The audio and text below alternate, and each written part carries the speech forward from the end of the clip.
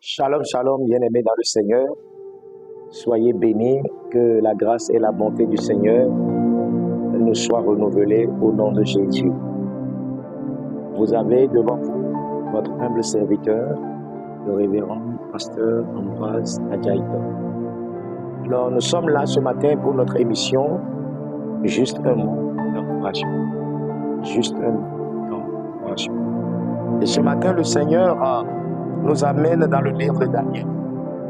Daniel chapitre 5, les versets 10 à 12. Daniel chapitre 5, les versets 10 à 12. La Bible dit ceci. La reine, à cause des paroles du roi et de ses grands, entrant dans la salle du festin et prit ainsi la parole.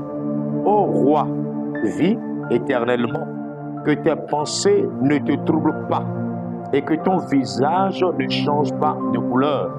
Il y a dans ton royaume un homme qui a en lui l'esprit des dieux saints, et du temps de ton père, on trouvera chez lui des lumières, de l'intelligence et une sagesse semblable à la sagesse des dieux.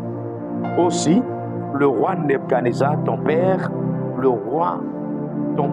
l'établit chef des magiciens, des astrologues, des chaldéens, des devins, parce qu'on trouva chez lui, chez Daniel, nommé le roi Beltasar, un esprit supérieur de la science et de l'intelligence, la faculté d'interpréter les songes, d'expliquer les énigmes et de résoudre les questions difficiles.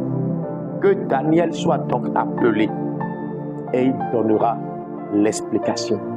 Waouh, quel merveilleux passage. Que le nom du Seigneur soit béni.